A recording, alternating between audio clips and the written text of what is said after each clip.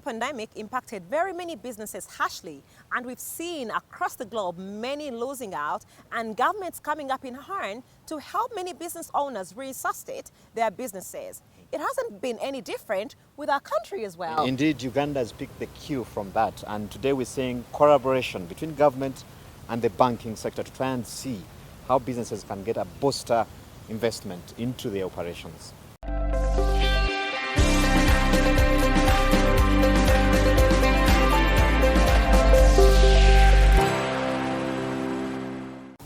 At Centenary Bank, we have participated and we are offering the small business recovery facilities.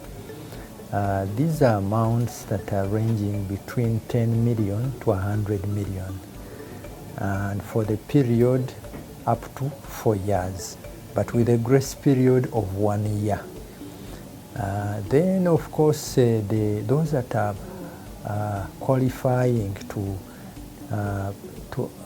take out these facilities should be having a turnover between 10 million and 100 million.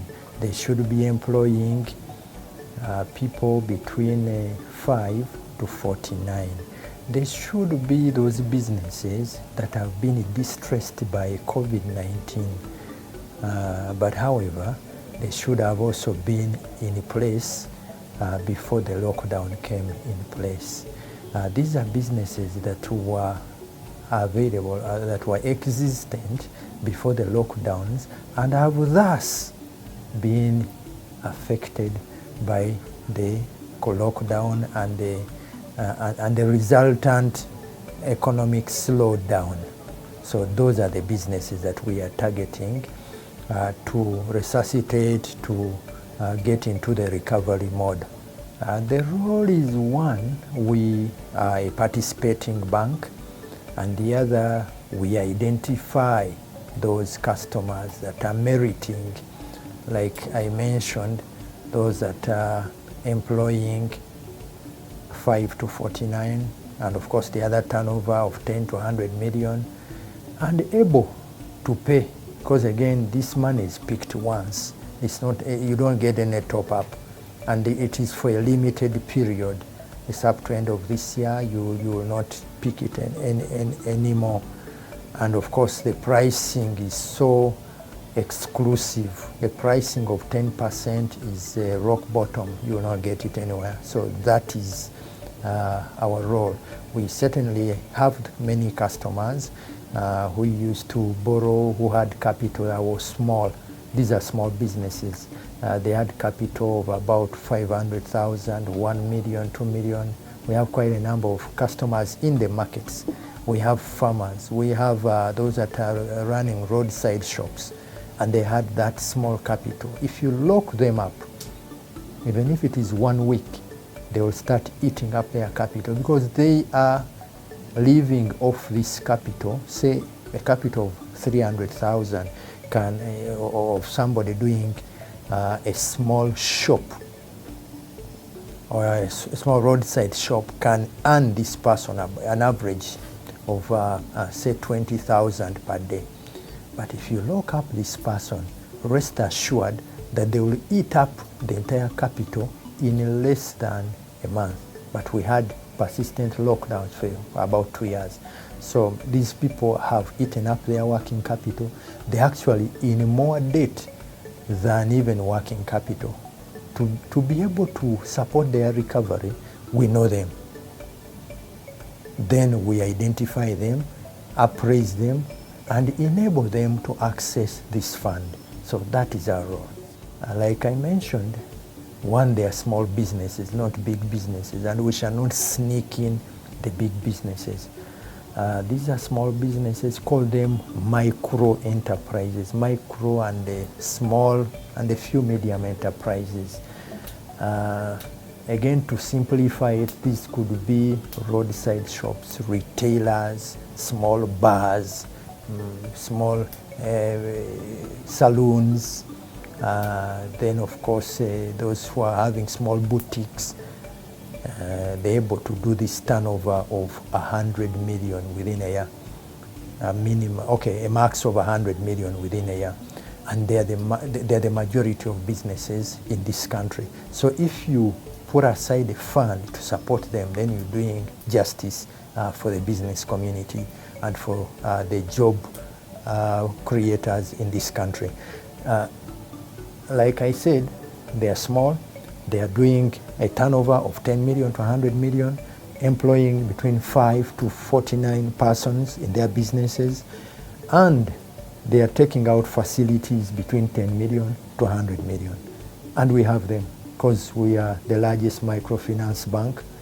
We have over 200,000 borrowers who are in that space. So if you're talking about the numbers and identifying them, we have them. Well, apart from the fund, we've done quite a bit.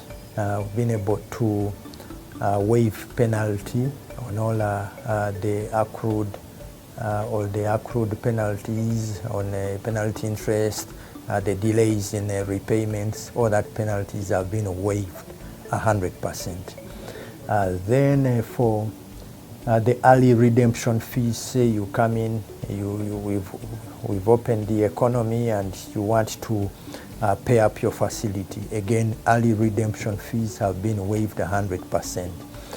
Looking at those who are not able to pay off but are regularizing their facilities, we've been able to waive up to 30% of the accrued interest. Then again, for those who are continuing to pay their facilities, we've been able to waive interest going forward up to 2%. Again, for the schools, we've been able to restructure their facilities effective October 2021 up to September 2022, where they are not paying interest. So interest is actually waived for that period to enable them to recover. However, in that period, we encourage them to repay their facilities so that they can return to normalcy in the near future. Then, of course, we are also carrying out quite a number of donations. We've done hand washing kits for schools. We are supporting the girls, the mothers, the young mothers that have emerged as a result of the lockdown. We are supporting the schools that are struggling to come up. We've identified 10 schools and we are going to support them. We've also identified the needy students working with Uganda Red Cross. We've sponsored them to be able to support those children that are struggling to get back to school as a result of their parents failing to collect school fees or to save school fees because they have been in a lockdown. They have eaten up their monies. Instead of keeping them at home, at least you need a body corporate to come up with a fund and support them to return to school. So all that put together, we've done something, and we continue to identify initiatives where we can come in as a bank to support the entire economy to recovery. To motivate SMEs to be able to take out these facilities that we've set aside, I'll just give a quick simulation. If you're coming to us to borrow, say 1 million or say 10 million, because that's a minimum, you know very well that at 10%, the interest will be 1 million. If you granulate it into your monthly interest, that's about 85,000. So on a borrowing of 10 million that you are repaying back in 4 years, you will be able to pay interest of 85,000. I am very sure that the SMEs who have ever borrowed 10 million will agree with me that they are able to make a profit of 85,000 per month if they are using a 10 million borrowing from any lender. So this is priced appropriately for recovery. It is actually a giveaway pricing for any borrowing. So this should be a motivation to the small businesses to run as quickly as possible to pick this money to support their recovery.